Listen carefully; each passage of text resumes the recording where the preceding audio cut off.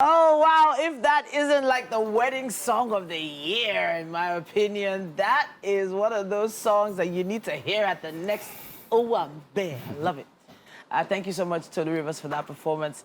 And yeah, when it comes to future entertainment, we've given you something to look forward to in Tolu Rivers. But have you actually future-proofed your work-life balance at this point? We have Aizehi Itua back in the building. And he's going to be giving us some tips when it comes to lifelong learning and staying updated with your learning. It's always about the industry trends, where the industries are going.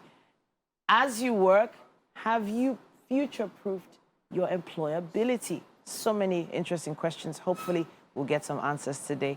Welcome back. Thank you very much, Titi. It's great to be here again. All right, so it's all about learning these days. Yeah. We were talking about our kids having so much homework today. Yes. Does the learning ever stop? It doesn't. It doesn't? It doesn't. Okay, talk to us.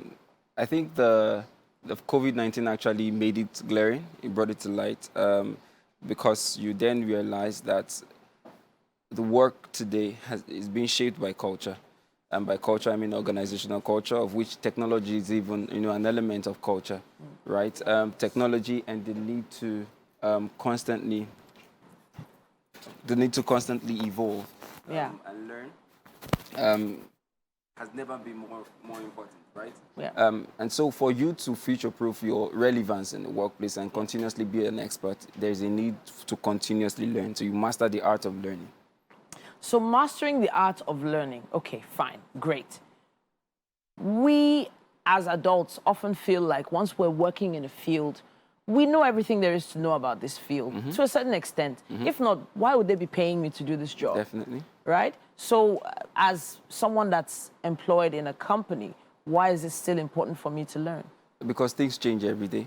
Okay. We've had the people that were actually, that used the typewriters, right, had to evolve into using computers. You understand? So there's a need for us to constantly learn in order to have that pandemic-proof career, right? That is not actually, stop. We're not retrenched because of that, if the company evolving.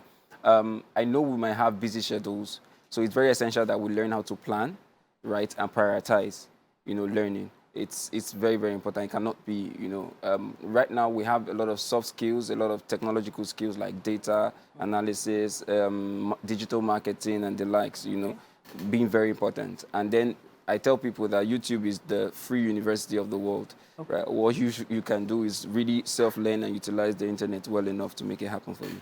Okay, so now when we use the term future, it's often used in reference to things unknown, unseen, yes, almost incalculable. We can make estimates, we can make projections, but we never really truly know what's going to happen in the next, let's say, 5 years. For this reason, it is kind of hard to say which jobs will be relevant at that time. Great. But based on your research and some discussions you must have had with your team, what are the sort of things I could learn, maybe even outside media, for instance, outside my field, that you're sure, or to a certain extent, will be future-proof? Okay, definitely. I think to speak to the bit of, being almost impossible to predict the future is that, let's take climate for an instance. Okay. So that's where we have descriptive, predictive and prescriptive analysis. Okay. So if I have of this pattern that has happened over time and based on other external trends, right, I know clearly where the next 1 year might be. Okay. In fact, the speed of technology, it's almost, breaking it down to 6 months. Okay. And so for that reason, data analysis is key. So data fluency is essential, right? It helps with business analysis and the likes, even if you're not in the media. Like I said initially, digital marketing is very essential. Marketing is still, needed.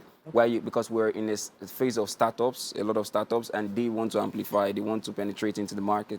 So you having that digital marketing skill is something for you because we're in the digital age. Okay, digital marketing, yes. Yes. But then not a lot of people are digitally inclined. Yes. And there is a large percentage of Nigerians even that are not even online yet. Yes, yes. So are there any other, in quote, future-proof professions people could go learn about? I think the work right now is digital, and that's the truth. Okay. And we've had the bit of, even if you're learning skills and all of that, you still have to amplify digitally. Mobile penetration is increasing by the day. Smartphone penetration is increasing by the day in Nigeria. Yes, I know that for teachers, we have, I think, from the last report from the Basic Education. Yes. Yeah, I know they talked about 50% of our teachers not even having that digital skill yet, and it's worrisome for for our children because the future of work is even digital, right? So it's very essential that we even have the basic skills. Google's digital school or skill lab is one place that you can actually learn for free. Trace is also doing something with the digital skill. So we have a lot of things out there that we can actually learn. Okay, all right then. So at this point, it does feel like everything is on a mobile phone or a computer these days. I'm wondering about those who have not considered this at all. Where do you think they can start from? Because it's not as simple as just going back to computer college like it used to be, probably about 7 to 10 years ago. Yes, yes. Where can you start? So I think we have thought leaders on social media. Yeah. Right? Almost, we have a lot of people on Facebook and the likes, right? Yes, it's not the ideal platform to obviously learn, but we have some professionals within that space that could guide. It's also great that we sought out for mentors, right? People that are already in that field we want to go to, and then we seek advice from most of them. Okay. Yes, that's all right. So I love the idea of getting a mentor, someone you can have a conversation with, who can probably give you insights specifically for your field. Yeah. It feels extremely wide right now, but it gets smaller and smaller as long as you can have a conversation with someone who understands your field. It's always great to have you in the building. Thank you very much, Titi. All right, then we would love your questions, contributions, comments, and more. Use our hashtag WakeUpNigeria on TVC and let us know what you think. We'll be taking a quick break, but we have